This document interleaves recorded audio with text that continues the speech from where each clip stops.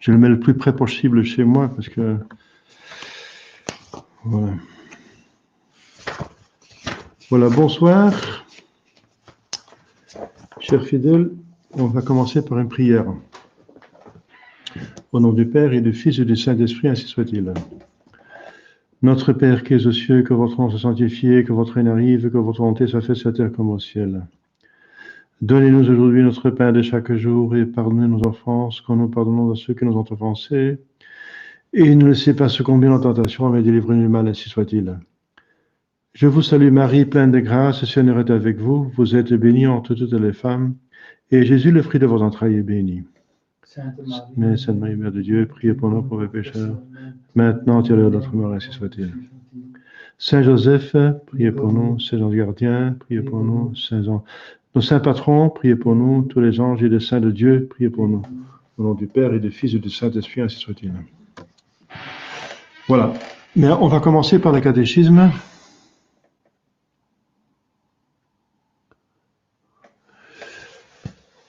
Oui.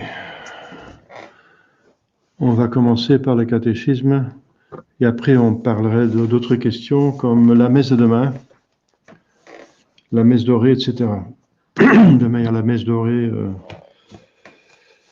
Voilà, donc on était dans la messe qui est le sacrifice de notre Seigneur Jésus-Christ, le sacrifice du calvaire rendu présent ici et maintenant, parmi les siècles, par l'Église, jusqu'à la fin des temps, pour que Jésus puisse atteindre chaque homme de bonne volonté, que sa grâce puisse l'atteindre. Alors, on va voir dans la messe, qui est la cérémonie la plus importante de la liturgie, maintenant, quelques détails qui sont quand même importants. Les vêtements et les vases sacrés, parce que la liturgie est un symbole, est symbolique, il faut quand même comprendre le symbole, sinon ça n'a pas de sens. Un symbole qui n'est pas compris est absurde. Ce n'est pas un symbole. Un signe, justement, est un objet qui signifie. Et s'il ne signifie pas, ça veut dire si le signe n'est pas compris, il ne signifie pas, donc il ne fonctionne pas. Donc on doit expliquer la liturgie. Il faut une explication des symboles pour que la liturgie soit assistée convenablement. Alors, eh bien, c'est normal qu'on fait un peu de faste, dit le catéchisme, donc Spirago. Nous sommes ici moi je suis à la page 454, c'est troisième tome, numéro 13, je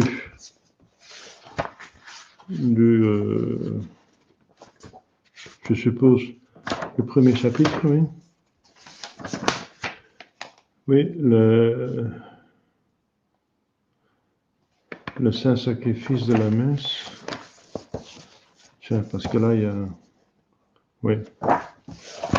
Oui. Le saint sacrifice de la messe. 13e point. Donc, il y a un certain faste qui convient pour commencer à la majesté de Dieu. Donc, le premier symbole, c'est le faste. C'est la solennité des habits et des objets. La beauté et la solennité, l'harmonie et le soin qu'on y porte. Eh bien, c'est un symbole de la majesté de Dieu et aussi un devoir envers la majesté de Dieu. Donc, en même temps, on est respectueux envers Dieu,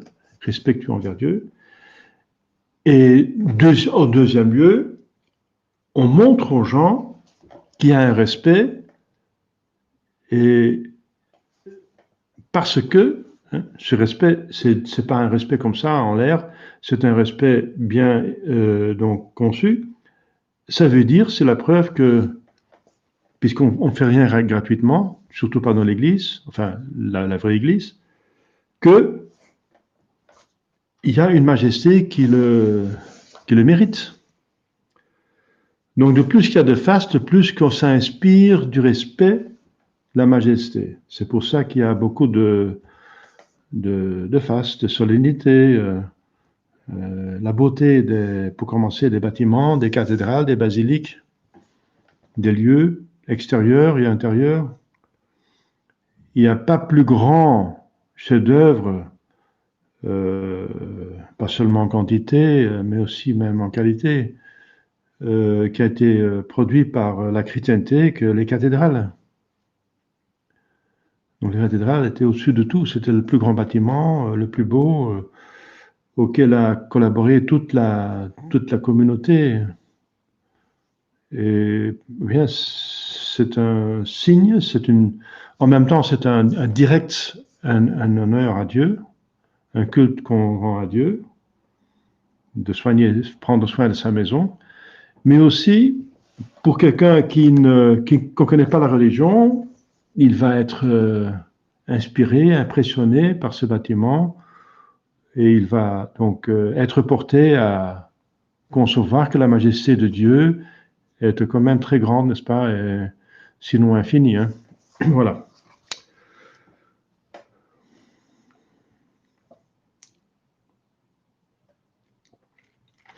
Dans l'Ancien Testament déjà, Dieu avait prescrit des vêtements particuliers pour le service divin. Alors, l'Ancien Testament est infiniment moins digne que le Nouveau. Quoique les personnes, Dieu, les personnes, je dis par au pluriel, puisqu'il y a 3 personnes, Dieu, l'être adoré, est le même. Mais il était mieux connu, n'est-ce pas, dans le Nouveau Testament. Dans le Nouveau Testament, Dieu est plus proche de nous aussi. Bien sûr, Dieu avait pris possession du temple. Il avait signifié ça par un nuage qui remplissait le temple quand il était parfait. Je veux dire qu'il était achevé, et par Salomon. Et c'était un bâtiment magnifique qui a inspiré beaucoup d'admiration parmi les personnes et les peuples de l'environnement. On connaît cette histoire de la reine de Sheba qui venait voir, mais c'est pas seulement la reine de Sheba, n'est-ce pas? Ce bâtiment était connu dans le monde entier, le monde civilisé, comme un bâtiment extraordinaire. Et c'était seulement l'Ancien Testament. Dans le Nouveau Testament, n'est-ce pas, on a beaucoup plus. On a Dieu parmi nous vraiment en personne, d'une manière substantielle,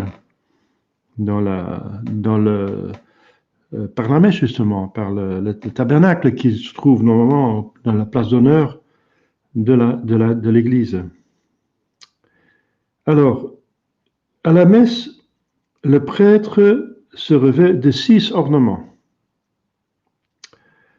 D'abord, l'amite. L'amite, il le pose sur la tête d'abord, et ensuite, il le baisse sur sa nuque, et il va le nouer autour de son cou.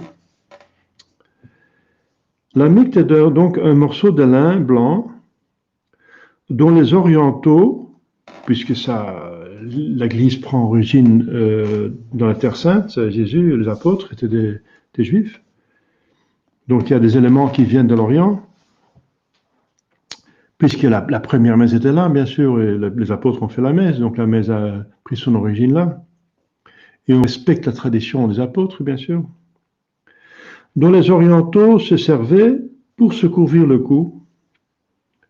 Pourquoi? Eh bien, deux choses, pour se protéger contre le soleil et pour récupérer la sueur qui tombe par les cheveux, par la tête, et qui pourrait donc couler plus bas. Alors on reçoit la sueur. Donc deux fonctions pratiques. Donc l'origine donc l'amite est un lin qui existait déjà pour un usage profane et dont les prêtres s'enveloppaient la tête pour être moins facilement distrait pendant le sacrifice. Voilà. Et ça se fait encore parmi les dominicains, les moines, qui font ça pas seulement pendant la messe, mais aussi tout le temps. Ils ont une capuce. Et la capuce des moines sert à cela. Donc, deux choses.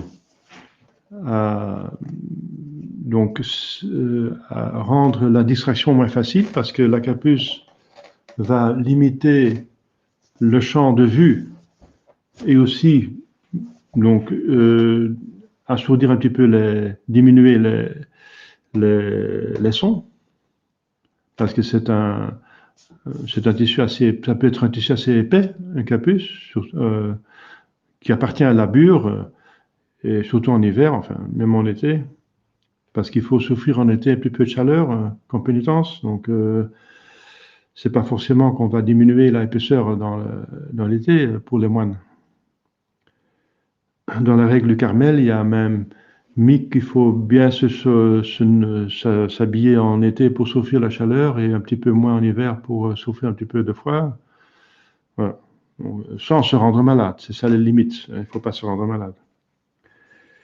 Et le deuxième donc, but de ce capuce était donc de signifier aux autres personnes: je ne suis pas disponible, je suis en train de prier.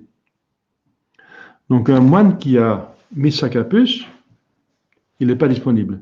S'il la descend, il est disponible. Mais un moine qui a mis la capuce, on ne peut pas l'interroger, sauf cas d'urgence, bien sûr. Donc, c'est à peu près comme la mecte a un petit peu la même fonction, Donc, cette coutume a été conservée dans plusieurs ordres religieux, voilà. Donc, mais aujourd'hui, on ne le place que sur le cou et les épaules. Le prêtre, hein. Donc, le prêtre le met sur la tête en priant, parce que la prière demande de fortifier la foi pour arrêter toutes les tentations des démons. Comme dit l'Écriture sainte, nous avons vaincu le monde et le diable par la foi. Parce que le diable, c'est un esprit de mensonge, et la foi nous apprend la vérité. Et donc, après, il abaisse, parce que, voilà, l'Église a décidé de le faire comme ça, donc ainsi, d'abaisser la mecte. Mais pas chez certains ordres religieux. Donc, dans le rite dominicain, on va encore, pas pendant la consécration, vous comprenez qu'il faut, le prêtre, l'homme doit se découvrir devant Dieu. La femme doit se couvrir devant Dieu, hein, et pour l'homme, c'est l'inverse. Donc, le prêtre doit se découvrir dans les moments les plus saints. Donc, le moment de la consécration. Donc, même dans le rite des moines moniales, donc il y a des rites moniales, monastiques, je veux dire. Donc, dominicains, quoique les dominicains ne soient pas des moines, ce sont des chanoines, hein, mais voilà. Donc, mais en ce qui se concerne la capuce et la bure et l'utilisation de la bure, ils font comme les moines. Parce que, voilà, c'est quand même un habit de moine que les dominicains ont récupéré.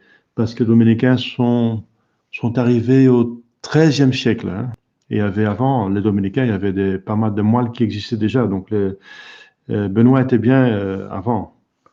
Et Saint Benoît, c'est vraiment le père des moines. Donc, il y a une différence entre moine et chanoine. Quoi qu'on pratique, on ne voit presque pas la différence. Mais c'est une différence plutôt de principe, n'est-ce pas?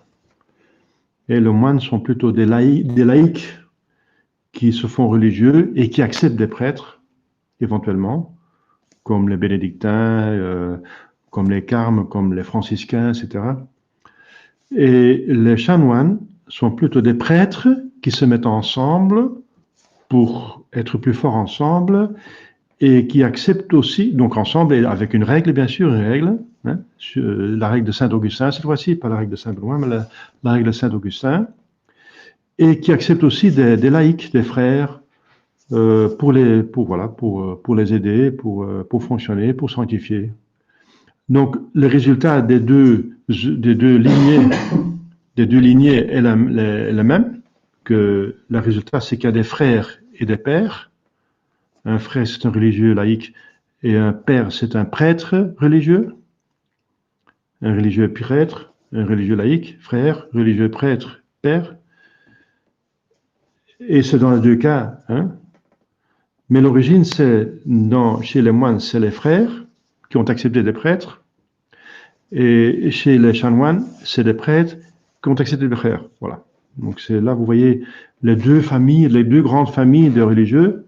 Les bénédictins sont plutôt des moines, et les augustins, ceux qui ont suivi la règle de Saint-Augustin, pas les augustins, mais ceux qui ont pris la règle des augustins, parce que les dominicains ne sont pas des augustins, mais ce sont des chanoines qui sont inspirés sur la règle de Saint-Augustin. Donc il y a deux grandes lignées, celle de la règle de Saint-Benoît et celle de la règle de Saint-Augustin. Dans l'Ouest, dans l'Est, c'est encore autre chose. Dans l'Est, il y a d'autres règles, comme ce qui est le plus connu, c'est Saint-Basile, la règle de Saint-Basile. Donc les Basiliens. Donc ils ont d'autres règles et d'autres autres pères d'église, et d'autres auteurs qu'ils suivent. Mais c'est la même foi, c'est une et même foi catholique, mais vécue d'une autre façon. Voilà, parce que chacun a ses talents, et des talents, et des tempéraments, et des caractères différents. Et puisqu'il faut aimer le bon Dieu avec tous ses talents, alors on aime le bon Dieu différemment, parce qu'on a des talents différents, et on a un tempérament différent. C'est pour ça qu'il y a tellement la diversité des ordres religieux. La diversité des ordres religieux vient la diversité des tempéraments et des talents. Des gens qui sont plutôt dans l'Ouest de mentalité et qui sont intelligents et qui veulent vraiment être profondément religieux, ils vont plutôt choisir pour un ordre étudiant, hein, puisqu'ils sont intelligents, ils doivent utiliser leur intelligence et vont devenir dominicains. Et s'ils aiment beaucoup aussi l'action en même temps, ils ont aussi une forte volonté, et aussi en même temps une très bonne intelligence, ils vont devenir jésuites. Et s'ils ont une très bonne santé et un très fort caractère, ils vont vouloir mortifier cette santé, et ils vont plutôt choisir pour un ordre qui mortifie ainsi cette santé, et ils vont plutôt choisir pour les capucins. Et ceux qui sont très sociables vont plutôt choisir pour un ordre où on fait beaucoup ensemble, et ils vont choisir pour l'ordre des bénédictins qui prient tout l'office, ils prient ensemble. La plupart des autres ne le font pas, sauf les chanoines, mais ils récitent. Mais les bénédictins vont le chanter.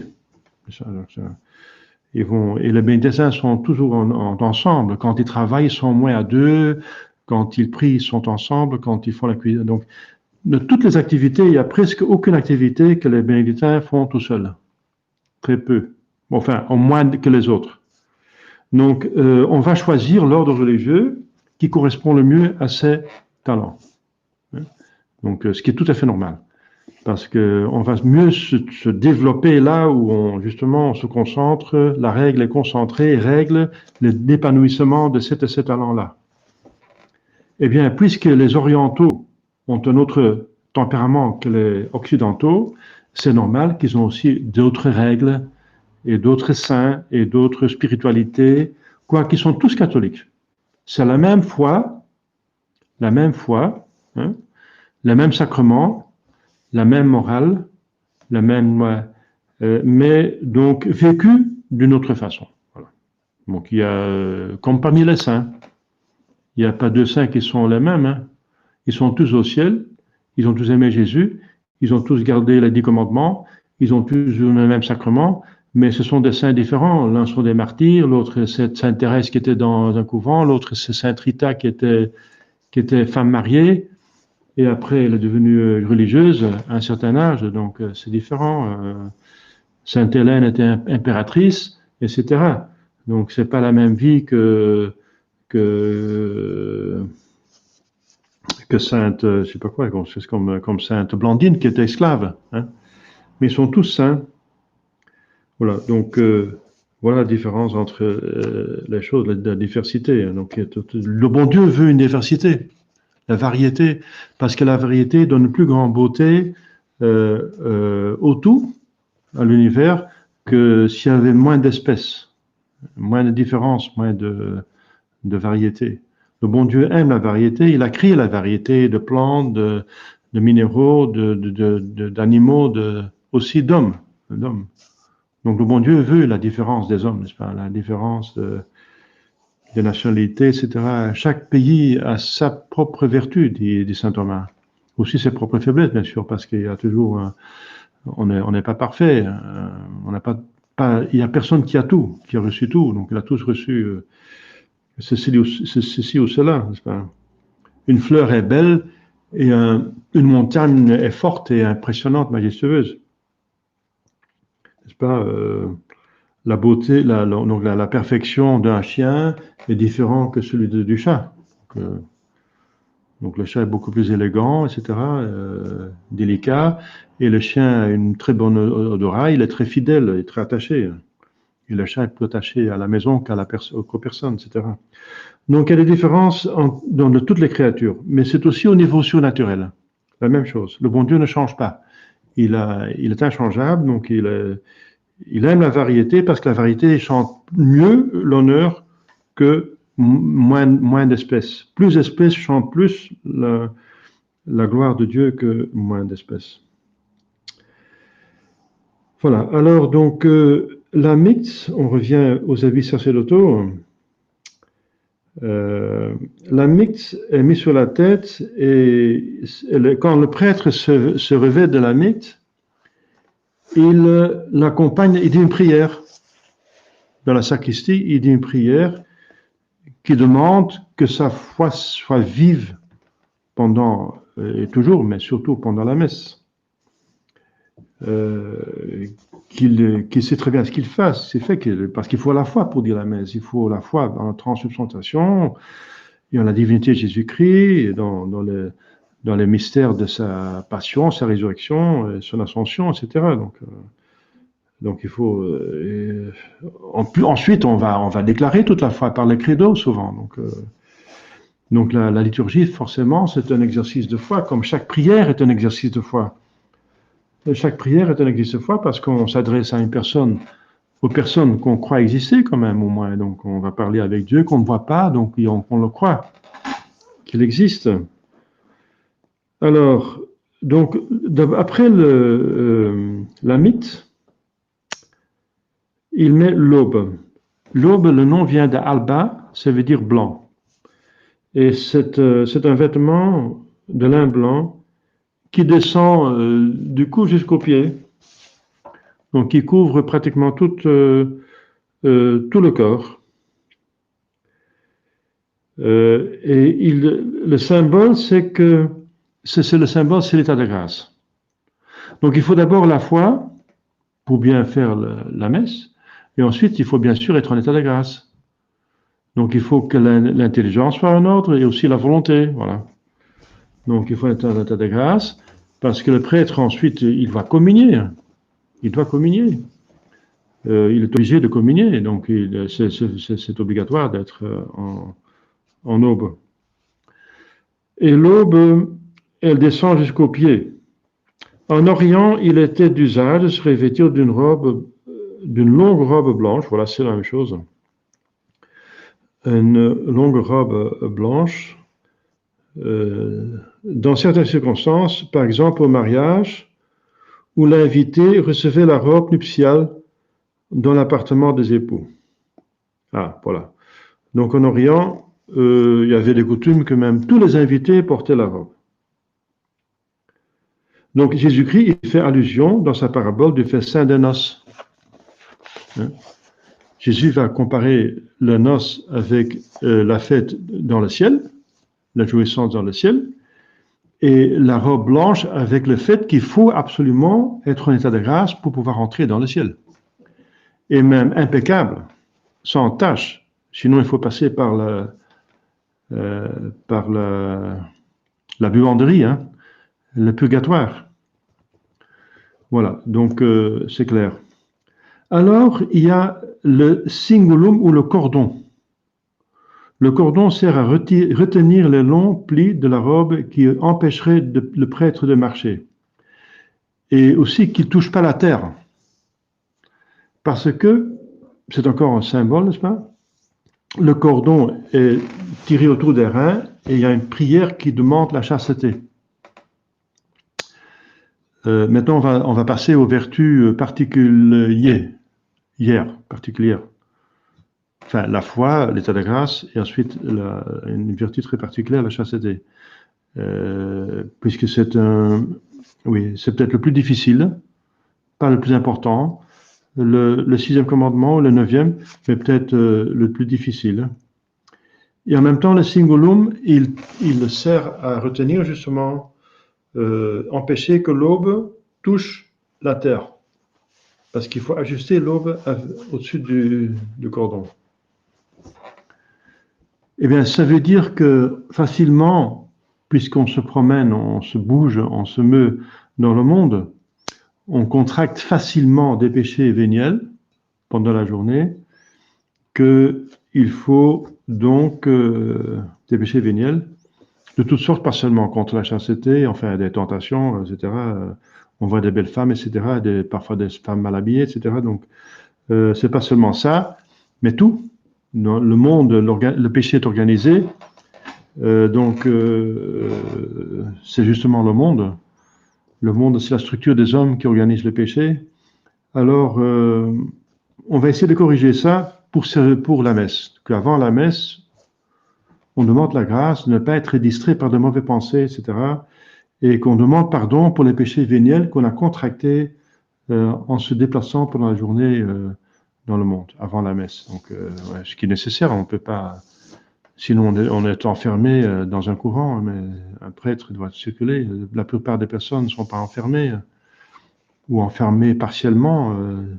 Si on a une religion mixte, ça s'appelle moitié contemplatif et moitié active. En tout cas, donc on demande la rémission des péchés véniels, hein, parce que si la robe blanche touche par terre, elle va se salir par la poussière qui inévitablement se trouve par terre, et surtout en Orient. Alors, on va demander pardon, et ça va être répété au début de la messe, c'est le confiteor, et encore avant la communion. Il y a un deuxième confiteor, juste avant la communion, qui n'est pas dit par le prêtre. Donc le deuxième confiteor n'est pas dit par le prêtre. Pourquoi? Parce que le prêtre forcément a dit le premier confiteor. Et pourquoi alors il y a un deuxième pour les fidèles? Eh bien parce que pas tous les fidèles ont dit le premier confiteor, parce qu'il y en a qui viennent trop tard. Surtout en semaine. C'est permis de venir trop tard en semaine. Si on ne va pas servir la messe en tout cas. Donc on peut venir on n'est pas obligé de suivre toute la messe en semaine, mais si on veut communier, on est quand même obligé de faire un acte de contrition envers les péchés véniels. C'est pour ça qu'il y a un deuxième confiteor pour les fidèles et pas pour le prêtre. Voilà. Et cette disposition, n'est-ce pas, d'avoir regret de ces péchés véniels, c'est tellement fondamental, même pour commencer la messe, que c'est déjà signifié et prié, donc en mettant l'aube et ensuite le cordon. Les orientaux ceignaient ainsi leurs vêtements pour leur voyage et leur occupation. Oui. C'est ainsi que Tobie, cherchant un compagnon, rencontra un jeune homme, les reins sains et prêts à la marche, selon le texte, l'Écriture sainte, dont Tobie 5. C'est une très belle histoire, hein, celle de Tobie. L'histoire de saint, quoi. Aussi de l'histoire de Saint Raphaël qui vient aider les hommes dans la recherche d'une bonne femme, d'une bonne épouse en vue du mariage, et de retrouver la santé aussi, n'est-ce pas? Et aussi un compagnon de voyage qui donne de bons conseils. Donc Saint Raphaël. Et donc, à partir de ce texte, proclamé patron des directeurs spirituels, même des confesseurs, vous voyez, pour tous les fidèles. Le symbolisme de ce vêtement a été indiqué par Jésus-Christ lui-même quand il dit « Saignez vos reins ». Saint Luc 12. Saignez vos reins. Alors, on passe au manipule. Le manipule porte déjà la couleur du jour. Donc la mitre, l'aube et le cordon sont blancs. Quoique le cordon peut aussi prendre la couleur du jour, mais ce n'est pas obligatoire.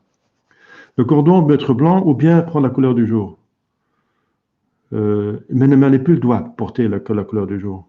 Donc maintenant, on est dans le violet, parce que justement, on est dans le temps de pénitence, mais on va parler des couleurs liturgiques plus tard. C'est prévu dans le numéro après. Voilà, donc je vais passer ici, on va en parler plus tard.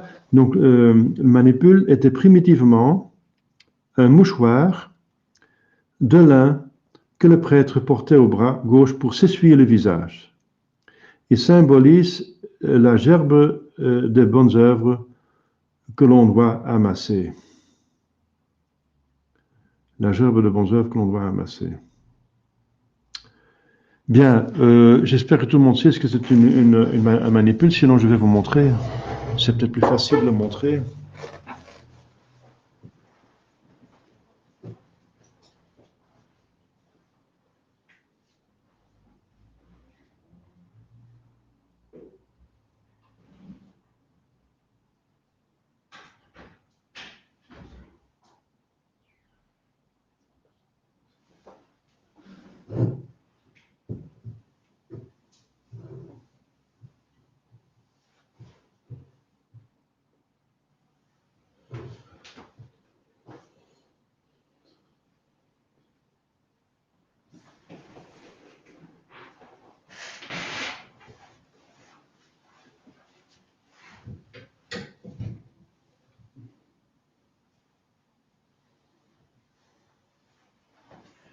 Voilà. Donc, j'ai pris le jeu qui est disponible parce que le violet déjà est donc réservé pour le temps. Alors, ici, il y a donc le manipule, donc en couleur blanche, mais il peut avoir plusieurs couleurs. Alors, il est passé, manipule, c'est la main, manipule, il est autour de la main, voilà, comme ça. Il est porté comme ça. Et il est fermé ici par l'un ou l'autre système, n'est-ce pas, pour le tenir. Donc, au-dessus de l'aube qui est blanche. Le manipule est donc tout près de la main, et c'était originalement un mouchoir. C'est l'origine, donc un usage pratique, une sorte de mouchoir, mais pas pour moucher plutôt, mais plutôt pour s'essuyer le visage, pour la sueur, parce qu'il ne faut pas oublier que l'origine de notre religion est dans un pays chaud, enfin assez chaud quand même, mais donc la Palestine. Et symbolise la gerbe de bonnes œuvres que l'on doit amasser. Ça veut dire la difficulté de l'office. Donc parfois il faut passer des heures, on est debout, il y a des centaines de rubriques qu'il faut suivre, les gens ne se rendent pas compte de tous les règles qu'il faut suivre. Enfin, c'est pas toujours facile, surtout s'il faut faire plusieurs messes par jour, il faut encore prêcher, etc. Et si le prêtre est âgé, n'est-ce pas, parce que prêtre vient de presbytère, et presbytère veut dire un ancien. Donc un prêtre devait être quelqu'un d'âge, et c'est un certain âge, c'est plus facile de s'agenouiller, de se mettre debout, etc., de faire tous ces exercices. Cet effort, même corporel. Hein. Donc il y avait une certaine difficulté qui est méritoire, donc les bonnes œuvres que l'on doit amasser. Essuyer le visage, ça veut dire que c'est pas facile, que ça demande un effort. Voilà. Mais que c'est méritoire. Ça montre la difficulté et le mérite de saint sacrifice qu'on va faire. Ensuite, on a l'étole. L'étole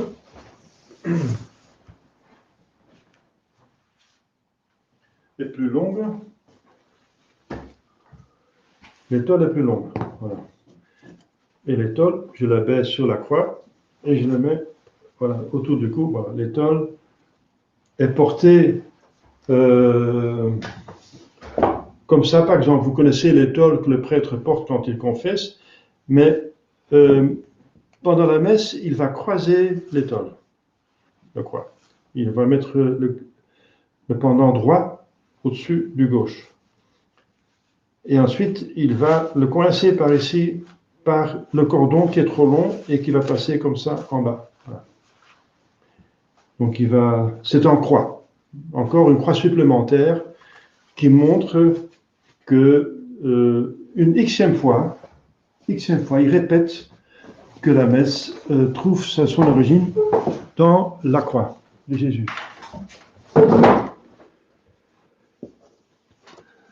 L'étole provient sans doute de la garniture de l'ancienne toge, la toge des Romains, de citoyens romains, un signe de la plus haute dignité romaine. Avec ses deux extrémités pendant du cou sur la poitrine, elle est le symbole de la dignité sacerdotale. La dignité et même du pouvoir sacerdotal. Dignité et donc du pouvoir. Ça veut dire qu'on est prêtre. L'étole dit tu es prêtre. Donc tu as le pouvoir de consacrer.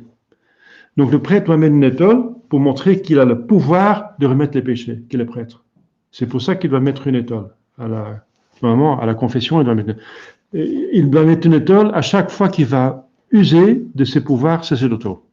Pour bénir une chose, normalement, il faut une étole. Enfin, c'est pas une obligation absolue, sous peine d'invalidité. C'est une rubrique, n'est-ce pas? Une prescription liturgique qui est une exigence normale. Enfin, donc, normalement, il faut porter une étole. Si on n'a pas la possibilité, par exemple, un prêtre est en déplacement et quelqu'un demande de bénir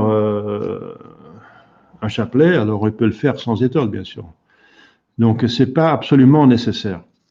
Mais c'est relativement, c'est-à-dire, si c'est possible, il faut la mettre. Pour montrer, donc, clairement aux personnes, ça signifie que c'est pas un pouvoir humain. Ça vient de Dieu. Voilà. Et bien sûr, la couleur est adaptée à ce qu'on fait. Pour la confession, c'est violet, puisque la confession, c'est le sacrement de pénitence. Et le violet, c'est la couleur de pénitence. Et le prêtre met aussi un surplis, n'est-ce pas, quand il va confesser, par préférence. Et ça veut dire qu'il est en état de grâce. Parce que le surplis remplace l'aube. Le surplis est ce que portent les servants, n'est-ce pas, souvent. Donc, les servants, l'habit blanc que portent les servants. Et ça signifie aussi l'état de grâce. Donc, il va être en état de grâce pour conférer les sacrements. Et ça signifie Jésus-Christ. L'état de grâce, c'est l'union à Jésus-Christ. Voilà. L'étole, donc, c'est le symbole de la dignité, donc du pouvoir sacerdotal. Ça veut dire qu'il est prêtre et qu'il a le pouvoir de le faire. C'est pas n'importe qui, c'est pas un frère religieux, c'est pas un diacre, c'est un prêtre. Parce qu'un diacre a aussi une étole parce qu'il peut déjà faire des choses, mais il la porte d'une autre façon. C'est une étole qui va seulement dans un côté. Et le sous-diacre a une autre étole qui va de l'autre côté. Donc, il a aussi des pouvoirs déjà même moindres. Et ceux qui n'ont pas reçu les ordres religieux ne peuvent pas porter l'étole. Ils peuvent porter la soutane, le surplis. Ça veut dire, la soutane, ça veut dire qu'on est tiré du monde. Et le surplis, ça veut dire qu'on s'occupe de Jésus-Christ, n'est-ce pas? Mais pas l'étole, parce qu'ils n'ont pas le pouvoir. Alors, la chasuble, c'est le plus apparent. Vous connaissez la chasuble? Le plus apparent. C'est le plus apparent, bien sûr. Voilà, c'est ce que vous connaissez, la chasuble. C'est la chasuble romaine, qui est découpée. La chasuble romaine découpée parce qu'on a un chasuble aussi gothique. Ceci, c'est la chasuble normale, la plus utilisée avant le concile, mais on peut aussi porter la chasuble gothique qui est moins découpée. C'est permis, donc elle est même un petit peu plus esthétique, mais celle-ci est plus pratique. Voilà. La chasuble, qu'est-ce qu'elle veut dire, la chasuble? Eh bien, la chasuble est un vêtement muni d'une ouverture pour la tête, bien sûr. Case, ça vient de casula, ça veut dire une sorte de case, ça veut dire une sorte, la casa, ça veut dire une petite hutte, hein. C'est comme, parce que c'était une planète, planetum, c'était aussi appelé planetum, planeta, ça veut dire, c'est une sorte de hutte en linge, et avec un trou, on met la tête. Donc, c'était la chasuble. Mais alors, il fallait monter les côtés au-dessus du bras pour pouvoir agir avec sa main. Alors, pour faciliter, on commençait à découper, jusqu'à ce qu'on a maintenant découpé totalement, jusqu'ici, pour avoir les bras libres. Mais originalement, c'était un gros linge qui était autour du prêtre et il mettait sa tête dedans, bien sûr, au milieu. Chasuble, ça vient de casula, la casa, la hutte. Enfin, c'est voilà, l'origine. Ouverture pour la tête qui recouvre la poitrine et le dos en descendant presque jusqu'au genou. Bon, ça dépend, donc oui. Oui, à peu près. Oui, aussi le surplis doit aller jusqu'au genou quand on porte un surplis, mais pas dépasser le genou. Ça veut dire, quand on est à genoux, normalement, la chasuble ne peut pas toucher le sol, ne peut pas se salir. Donc, il ne peut pas dépasser le genou. Voilà. Et la chasuble doit normalement porter une croix, parce que la prière qui accompagne la chasuble, c'est qu'on porte la croix du Christ. La croix du Christ qui est le signe de l'amour de Dieu, du Christ pour Dieu et pour les hommes, et que le prêtre doit imiter. Donc c'est l'amour, la charité qui couvre tout, n'est-ce pas, et qui est effectuée par la croix. La croix, c'est la preuve de la charité. Donc une chasuble normale doit porter une croix derrière et devant, ou bien seulement devant, ou bien seulement derrière. Ça dépend de la chasuble. Donc il y a des chasubles françaises. La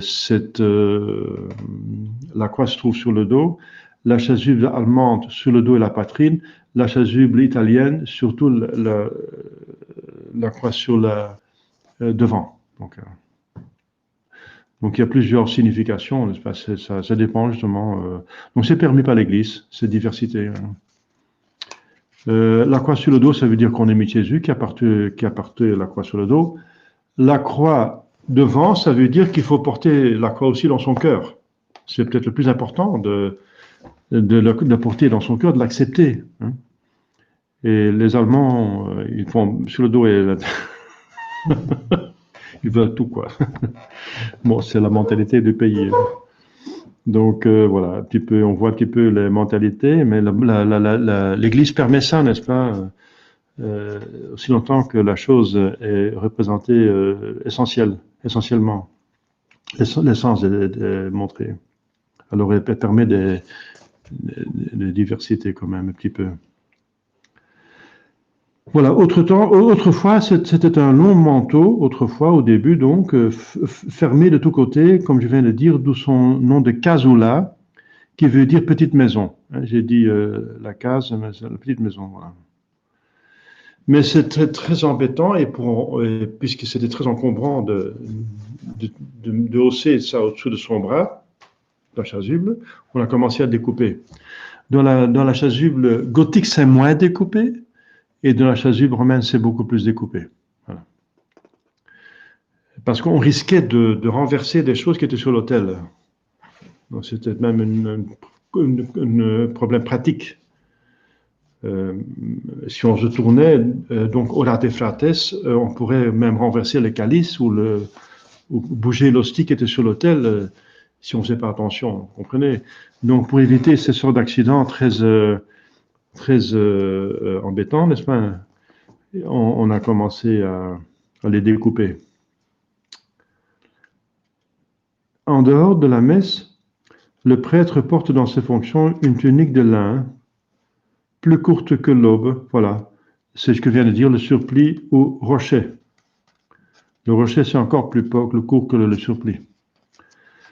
Le surplis, le rochet, on le porte dans des pays où il fait chaud, parce qu'on essaie de raccourcir comme en Italie, la roquetta. Donc on essaie de porter la rochette, et ici on porte tout simplement le surplis. Le surplis, comme je viens de dire, remplace l'aube. Ça signifie aussi, comme l'aube, qu'il faut être en état de grâce, qu'on est normalement en état de grâce. Et c'est pour ça qu'en Espagne, les servants de messe sont même obligés de se confesser avant chaque messe. Ils sont obligés, même s'ils n'ont pas fait de péché mortel, on est obligé de confesser avant la messe pour être certainement en état de grâce et digne de faire la messe. Enfin, nous, on n'impose pas cela, mais il convient quand même d'être en état de grâce pour servir la messe.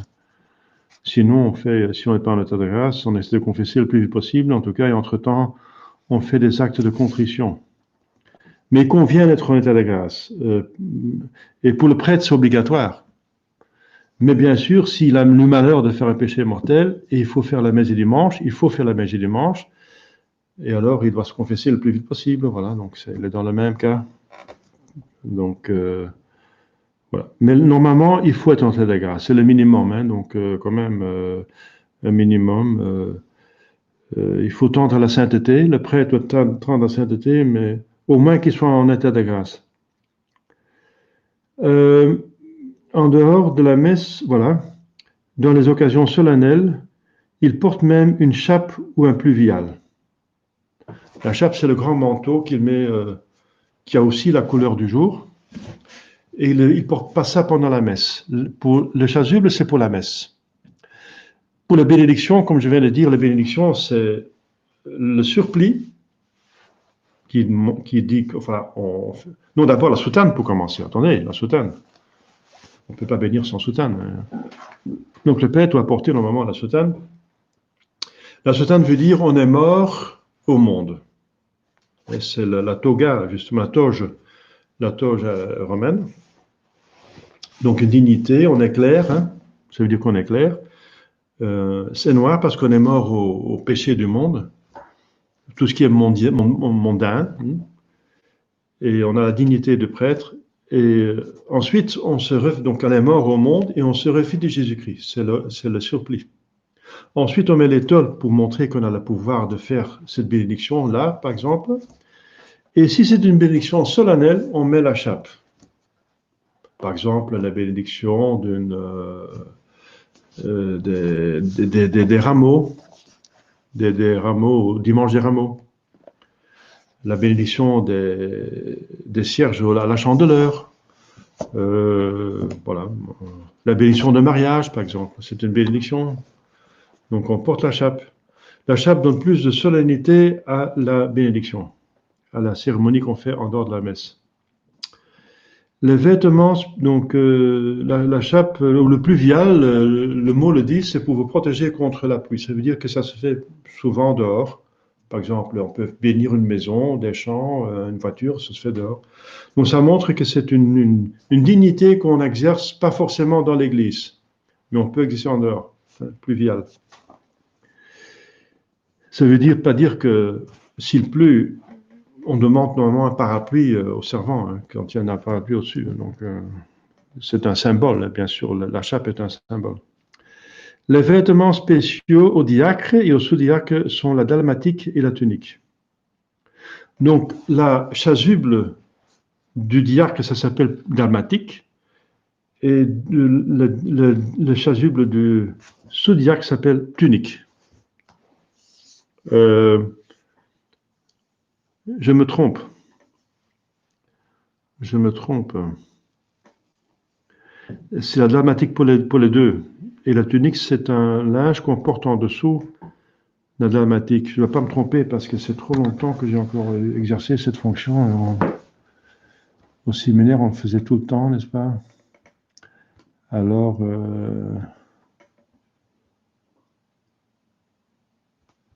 ouais.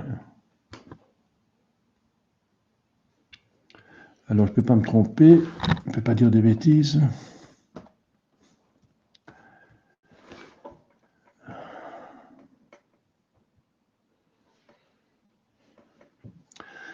Donc, la dalmatique est portée par des diacres et sous-diacres.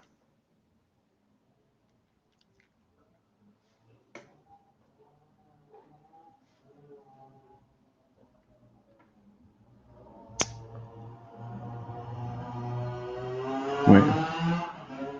En tout cas, il n'y a pas de différence entre les deux. Parce que si, il n'y a pas de différence entre le dalmatique du diacre et du sous-diacre. Ce sont deux dalmatiques les mêmes.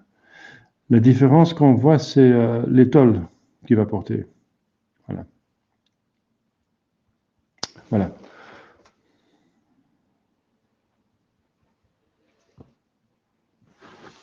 Donc dalmatique, parce que c'est un habit qui provient de Dalmatie, donc de la région. Tous les vêtements du prêtre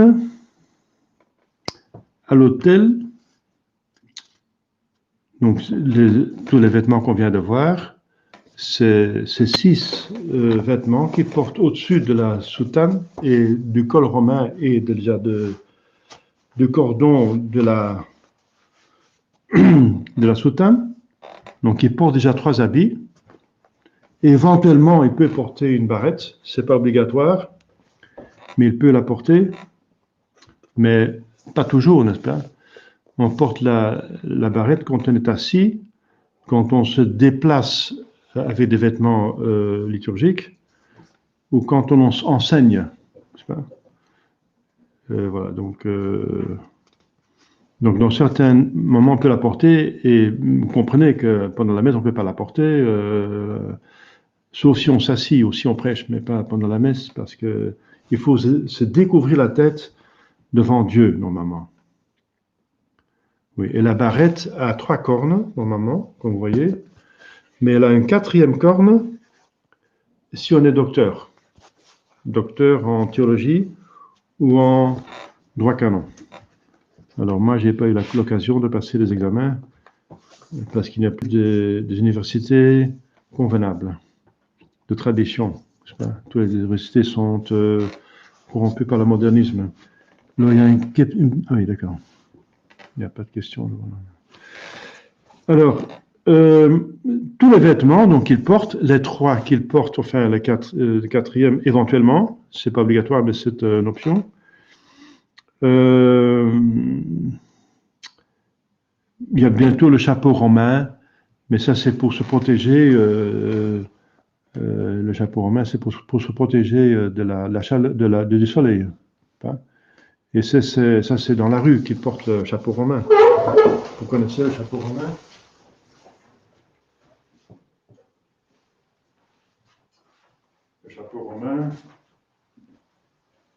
Le chapeau romain, voilà. Le chapeau romain, il le met pour justement être protégé du soleil qui tape, n'est-ce pas?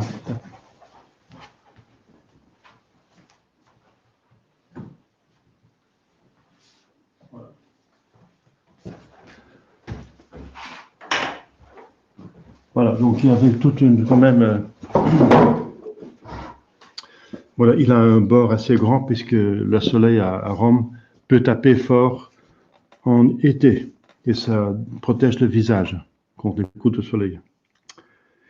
Voilà, donc les vêtements lui rappellent la passion de Jésus-Christ ou ses propres devoirs. Bien, je viens l'expliquer, hein, donc voilà. Donc il va dire ça d'une autre façon, donc il reprend. L'amique ou luméral. Ah, il y a encore le voile luméral. L'huméral.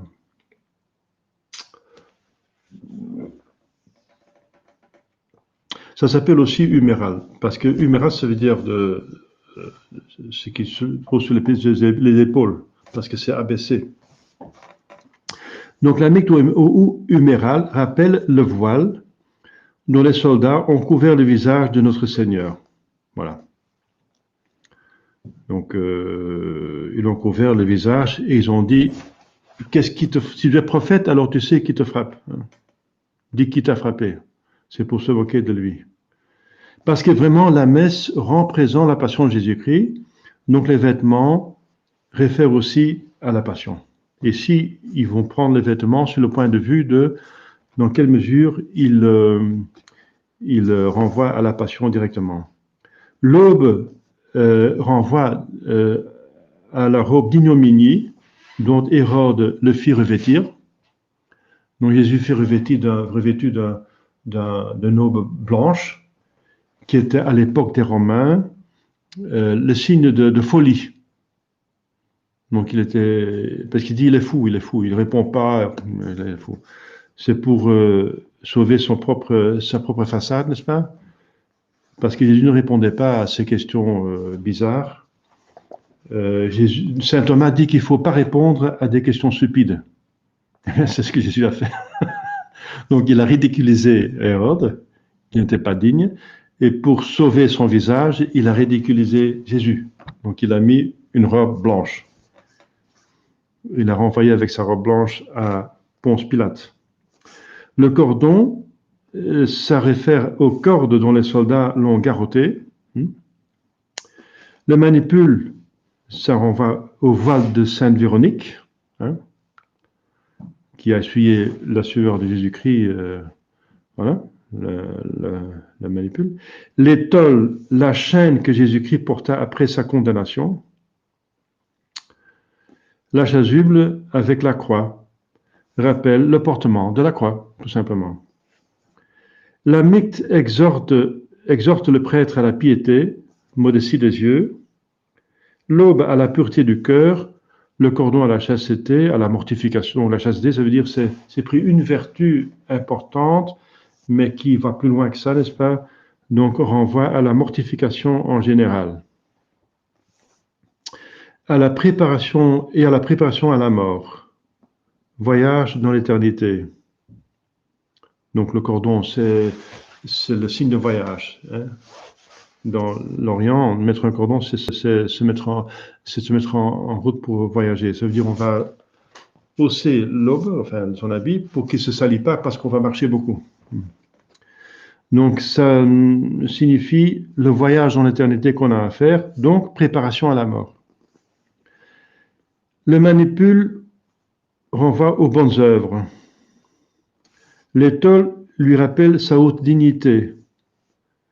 La chasuble, son fardeau. C'est grave devoir d'État. Donc, porter la croix quotidienne. Voilà, donc ça pour les habits sacerdotaux. Les vases sacrés, ça veut dire les récipients qu'on va utiliser pendant la messe. Les plus importants sont donc le calice. Le calice, c'est ce que le prêtre utilise dans la consécration.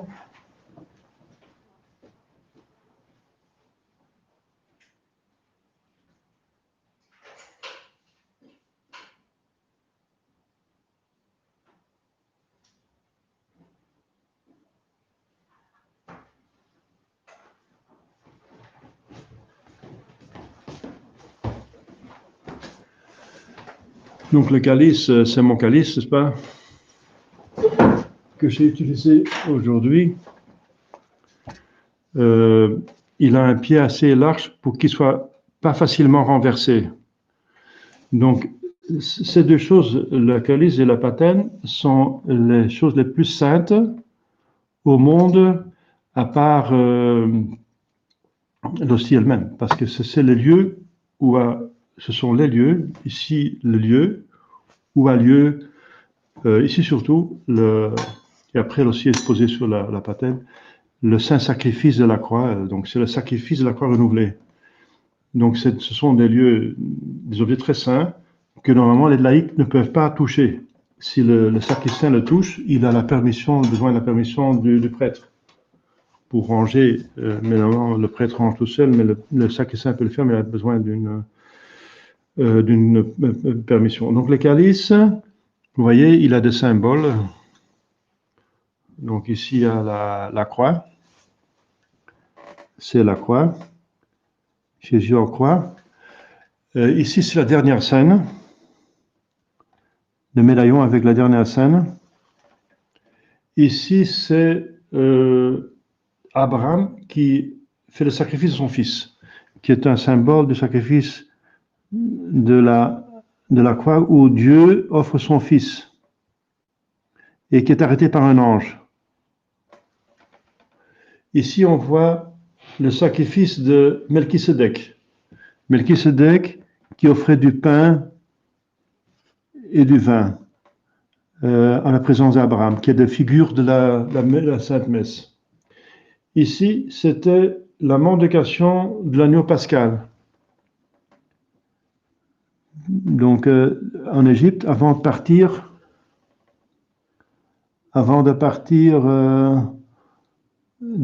quitter l'Égypte. C'est encore une préfiguration de la messe. Ici, un autre médaillon qui montre la manne qui tombe du ciel.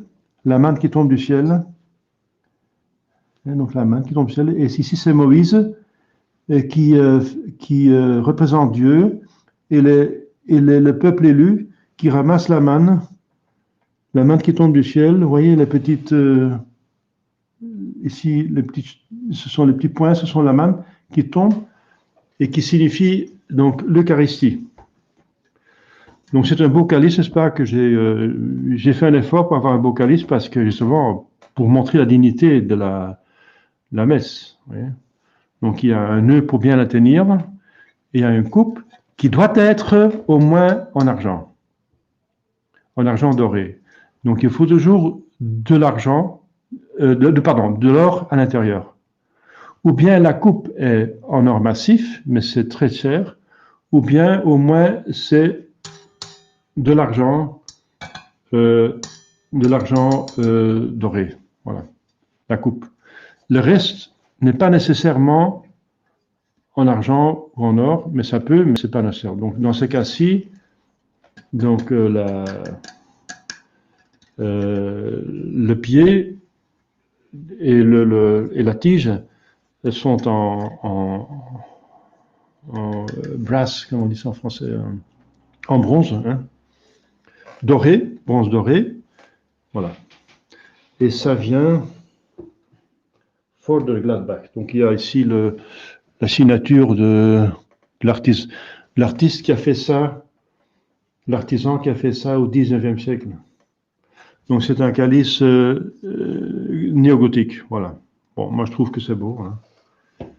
Donc j'ai un pattern qui correspond, parce que ça c'est donc, ah oui, ici sont gravées des feuilles de vigne sur le bord. Ça représente des feuilles de vigne, ça veut dire qu'il y a du vin qui va être dedans, qui va être consacré.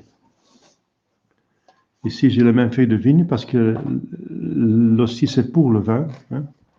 On consacre l'hostie pour, après, consacrer le vin parce qu'on ne consacre pas l'hostie tout seul. Jésus vient sur terre pour se faire martyriser, pour la rédemption. Donc, Noël est en vue de Pâques. Et à l'intérieur, normalement, c'est pas permis, mais c'est quand même permis parce que ça fait pas de relief. J'ai mis un texte, j'ai demandé de mettre ce texte à part sur le dos, mais l'artiste l'a mis à l'intérieur, donc c'est une faute, mais ça tombe quand même très bien parce que c'est très beau. Donc et l'évêque de l'époque disait oui, c'est permis parce que le problème, c'est qu'on ne peut pas faire d'ici de gravure pour que des petits morceaux d'hostie ne restent pas attachés. Mais ici, ce n'est pas possible, parce que le texte est trop fin, n'est-ce pas? Donc, il y a marqué Et verbum caro factum est. Et le verbe s'est fait chair. Le verbe s'est fait chair, et c'est là où je pose l'hostie. Voilà. Bon, c'est très beau, n'est-ce pas? Et par derrière une croix. Ça, c'est la patène. C'est la patène qui porte l'hostie consacrée et la coupe qui porte le vin consacré doivent tous les deux être la patène aussi, donc au moins en argent doré, ou bien en argent massif ou en argent doré. Donc dans mon cas, c'est de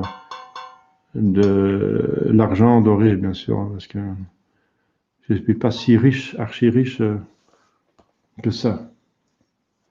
Voilà. Alors les modernistes s'en fichent, n'est-ce pas? Ils font des calices maintenant qui ne sont pas d'argent et pas de... ils font même des calices en verre, en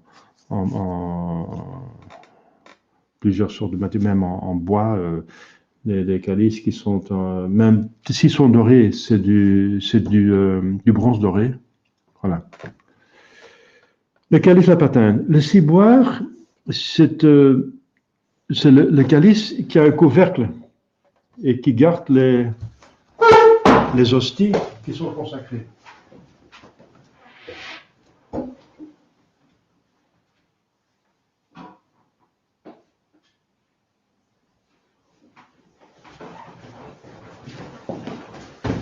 Donc ça c'est le ciboire. Le ciboire, c'est pas pour le vin, pour le consacrer, mais c'est pour mettre des hosties dedans. Donc on met des hosties dedans. Ici un petit bosse pour que les dernières hosties, on peut les prendre facilement. C'est plus facile quand ils sont donc en relief, vous voyez. Alors on peut le remplir et ça va être aussi en la même chose en argent. Ici il y a même une marque, c'est de l'argent, une petite marque, si vous voyez, une petite marque ici, que c'est de l'argent et c'est doré. Voilà. Donc on met les hosties dedans et on distribue la communion avec ça et on va mettre le couvercle dessus avec une croix, surmontée encore avec des petits peu en nez, un petit peu beau, c'est aussi en style gothique. Et quand il y a des hosties dedans, on met un voile. Comme on fait le voile autour du tabernacle pour montrer que Dieu est présent. Le voile du tabernacle, c'est comme une tente, comme j'ai expliqué l'autre fois, il me semble. Tabernacle, on veut dire tente. Et on met donc une tente pour montrer que Jésus habite là. Une tente parce que c'est provisoire. Une tente, c'est une habitation provisoire. C'est pas une maison définitive parce que la maison définitive de Jésus, c'est le ciel. Ici sur terre, il habite vraiment, réellement, mais provisoirement. C'est pour ça qu'il faut des tabernacles, ça veut dire des tentes. Et c'est pour ça que la tabernacle, qui porte la présence réelle, elle soit surmontée par une tente, le voile du tabernacle, voilà, qui normalement doit couvrir tout le tabernacle. Ici, vous voyez, c'est bien, c'est toujours fait très beau, n'est-ce pas, pour montrer la dignité de Dieu, n'est-ce pas? C'est le roi des rois, le Dieu, non? Donc il y a donc si la patène ne porte pas de voile, normalement les hosties ne sont pas consacrées dedans. Hein. S'ils sont consacrés, il faut mettre au-dessus.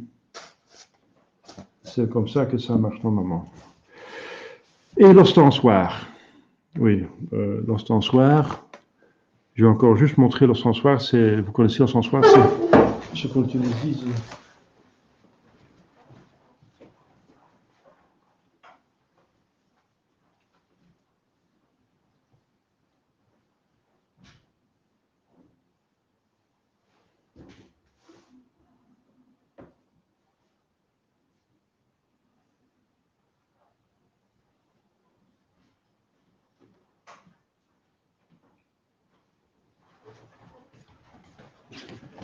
Ici, j'utilise un petit ostensoir pour mieux vous montrer.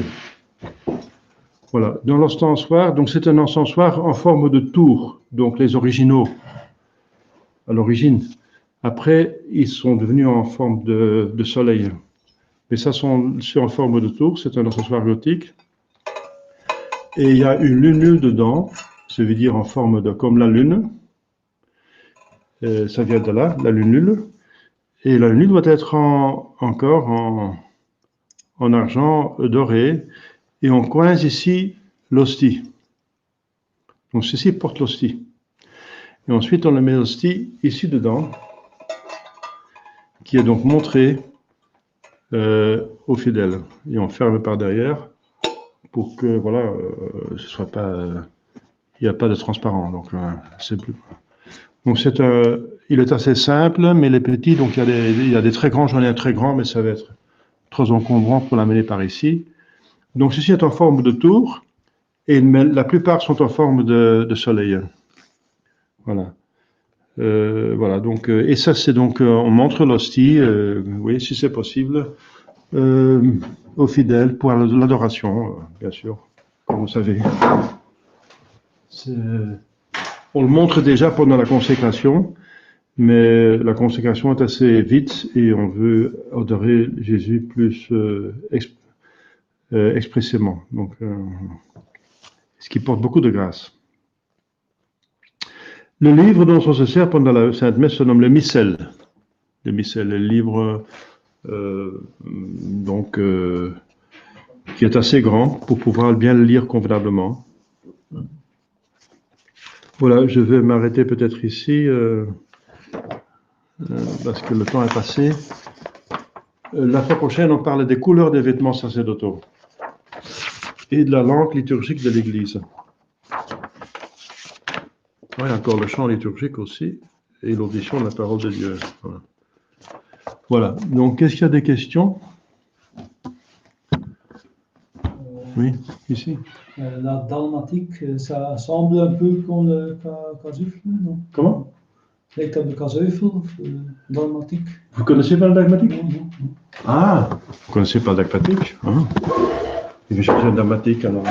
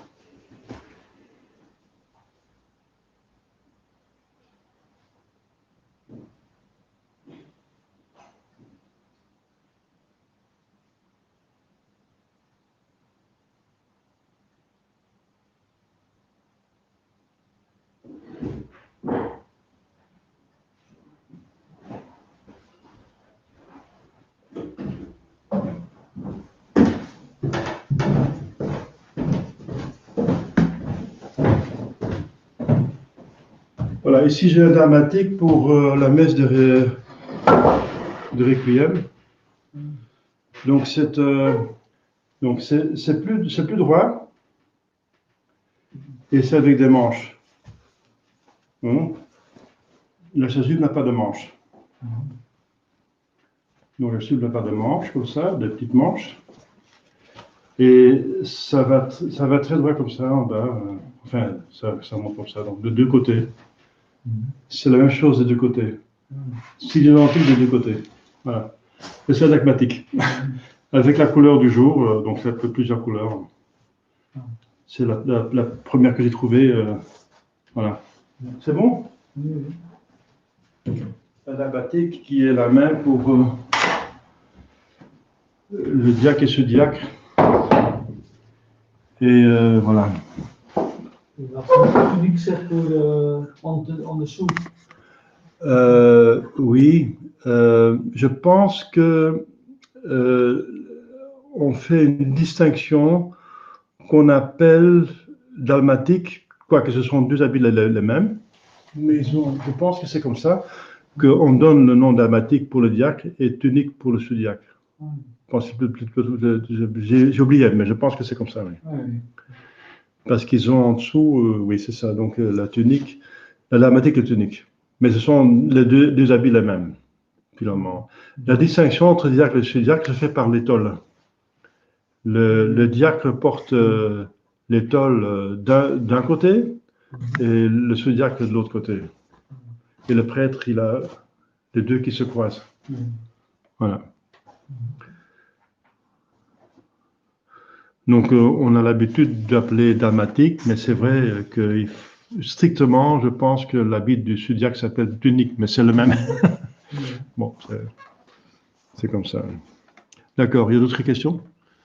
Tu as dit, vous avez dit qu'un prêtre qui n'est pas en état de grâce Oui. peut célébrer la messe Oui. le dimanche quand il doit. Mais il doit utiliser le co-communier, donc c'est pas un péché Oui, en plus. oui, c'est embêtant. Un prêtre qui n'est pas en état de grâce, il a fait un péché, malheureusement, et voilà. Le principe, c'est que la communauté prévaut à l'individu. Donc, le bien commun est plus important que le bien individuel. Le bien individuel demande qu'il ne communie pas, qu'il va voir un prêtre pour se confesser. Ça, c'est le bien particulier. Le bien commun demande qu'il dit la messe, ici et maintenant, parce que les gens ont besoin d'une messe. Donc, le bien commun prévaut, donc il doit célébrer la messe, mais pour que la messe soit valide, il faut communier, parce qu'on a vu que ça appartient à l'essence de la messe, donc il doit communier. Alors, ce qu'il doit faire, c'est que, comme je viens de dire, c'est de faire un acte de contrition le plus parfaitement possible pour avoir la rémission des péchés mortels avant, hein, même en dehors de la confession. Mais c'est un scénario qui normalement ne devrait pas arriver. Hein. C'est en cas de catastrophe, un prêtre, normalement, doit être en état de grâce et vérifier qu'il est en état de grâce. Il a bien sûr plus de difficultés parce que le proverbe dit les arbres les plus hauts prennent le plus de vent, n'est-ce pas? Mais d'autre part, ils ont plus de grâce. La grâce est toujours proportionnée à la difficulté de la charge qu'on reçoit de Dieu. Donc ils ont plus de grâce aussi, donc ils ont quand même la grâce pour se tenir en état de grâce. Au moins quand même, ils doivent tendre à la sainteté. Qu'ils fassent des péchés véniels, c'est pas bien, mais des péchés mortels, c'est encore pire. Hein, donc normalement, il faut pas, ça ne doit pas exister après des péchés mortels. Hein. Mais malheureusement, ce sont des hommes, et ça peut arriver. Voilà, ça peut arriver. Malheureusement, ça peut arriver. Hein. Et alors, il doit quand même dire la messe. Et pour les fidèles, il n'y a pas de différence parce que même un prêtre en état de péché mortel, s'il fait ce que l'Église demande, comme il fait, il consacre validement. Hein. Seulement, il n'y a pas de grâce supplémentaire qu'il pourra acquérir par soi-même. Par exemple, la messe de Padre Pio, un grand saint, porte plus de grâce que la messe faite par un prêtre qui à peine a du mal à se tenir en état de grâce. Hein. C'est évident. Ça veut dire des grâces supplémentaires. Mais la grâce fondamentale est là. Dans les deux cas, à la communion, vous recevez Jésus, tout Jésus est là. Hein. S'il consacre convenablement, si la consécration est valide, parce que Jésus a voulu que la grâce advienne à toute personne de bonne volonté et qu'on dépend le moins possible d'autres personnes. C'est pas parce que l'autre personne a péché que moi je dois subir des conséquences néfastes, comprenez? C'est pas parce que le prêtre n'est pas en ordre que maintenant j'ai pas la grâce de Jésus-Christ.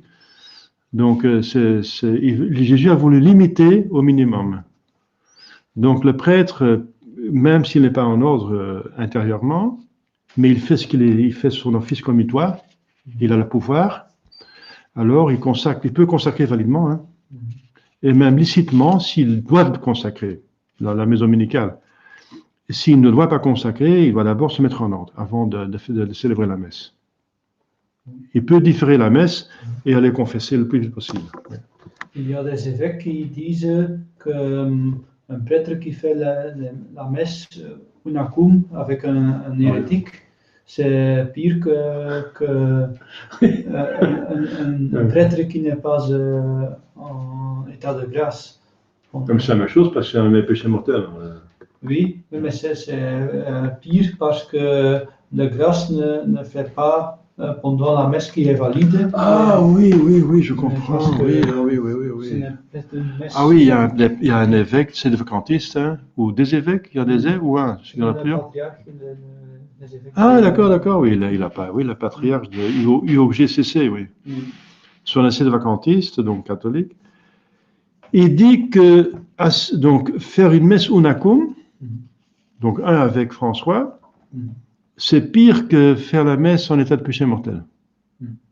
Pourquoi? Eh bien, parce que c'est déjà un péché mortel de faire la messe unacum. Mais donc, enfin, de ce point de vue-là, c'est égal. Faire la messe unacum, c'est un péché mortel. Être en péché mortel pour faire la messe, c'est un péché mortel. Donc, c'est un péché mortel. Mais pourquoi c'est plus grave de célébrer la messe unacum? Parce que on cause un obex, un empêchement pour la grâce. Parce que cette messe elle-même contracte quelque chose de mauvais. Donc j'ai dit, si le prêtre fait ce que l'Église demande, ça veut dire, quand il n'y a pas de pape, il ne faut pas nommer le pape. L'Église a prévu des interrègnes. Si le pape est mort, ou il a perdu sa papauté par hérésie, folie ou abdication, il y a 4 causes de perte de papauté. Si un pape n'est pas pape à cause d'une des 4 causes, alors il n'y a pas de pape, alors l'Église a prévu ça, il faut sauter unacum papa nostro, puisqu'il n'y en a pas. On dit unacum orthodoxe, donc tous les autres clergés qui sont droits dans la foi, donc avec l'évêque et avec toute l'Église. On est unacum avec tous les Est, mais pas avec le pape. Donc on saute unacum papa nostro parce qu'il n'y en a pas.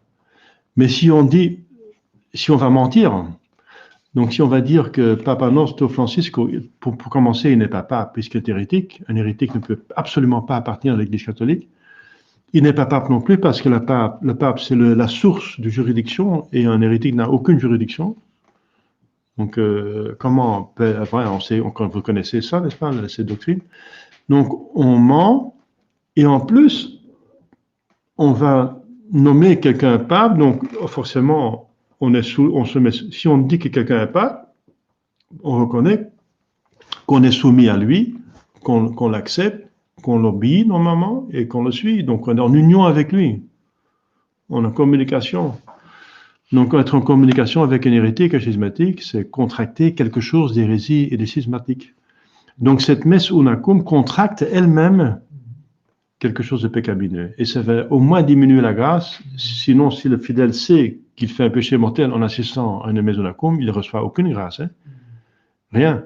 Au contraire, il perd toutes ses grâces. Avec les péchés mortels, on perd toutes les grâces. Donc c'est effectivement un prêtre qui a fait un péché mortel et qui va dire la messe, c'est grave. Mais c'est encore plus grave, d'une certaine façon, de dire la messe unacum, de ce fait que c'est pas seulement un péché mortel pour le prêtre, mais en plus qu'il cause quelque chose dans la messe elle-même, qui est quelque chose de mauvais, qui rend la grâce impossible de passer. Malheureusement, il va consacrer validement. J'ai dit malheureusement parce que c'est scandaleux dans un péché mortel, dans une messe qui est indigne, qui se met en union avec un hérétique, un schismatique, de consacrer validement. Donc, il peut consacrer validement, quand pour le reste, parce que pour consacrer validement, il faut correspondre à 4 conditions. Être un prêtre validement ordonné, utiliser du pain de froment et du vin de raisin, et dire les paroles convenables, et avoir l'intention de faire ce que l'Église fait. Donc, il y a voilà, plusieurs conditions. Donc, 5 conditions. Voilà. Donc, être prêtre valide, la matière doit être bonne, les paroles doivent être bonnes, l'intention doit être bonne. Voilà. Donc, et à ce moment-là, s'il fait ça, la consécration est valide. Mais ça ne veut pas dire que c'est bien. Hein. Si cette consécration se fait dans une messe unacum papa nostro, on se consacre validement, comme les schismatiques font dans le schisme. Et en plus, maintenant, les modernistes ne consacrent plus validement parce qu'ils ne sont même pas prêtres. Donc, si quelqu'un n'est pas prêtre, il fait une messe qui est une scène protestante et il dit Papa Nostro, c'est moins grave qu'un prêtre qui est validement ordonné, qui va rendre Jésus présent dans un rite offensant. Donc, la fraternité Saint-Pédis, de ce point de vue-là, pèse aussi plus gravement qu'une personne qui n'est pas prêtre, comme un prêtre conciliaire, disons. Ouais, c'est toujours comme ça. Hein. La corruption du meilleur, c'est le pire. Ouais. Oui, c'est comme ça, mais ce sont des malheurs, hein, ça. Hein. C'est des malheurs qu'il faut éviter. Hein. Autre question? Pas de questions par ici non plus, donc voilà. Bien, voilà, donc on va remercier le bon Dieu. On a passé quand même encore 1h30. Au nom du Père et du Fils et du Saint-Esprit, ainsi soit-il. Je vous salue Marie, pleine de grâce, le Seigneur est avec vous. Vous êtes bénie entre toutes les femmes, et Jésus, le fruit de vos entrailles, est béni. Sainte Marie, Mère de Dieu, priez pour nous pauvres pécheurs, maintenant et l'heure de notre mort, ainsi soit-il. Saint Cœur sacré de Jésus, ayez pitié de nous. Saint Joseph, priez pour nous. Nos saints anges gardiens, veillez sur nous.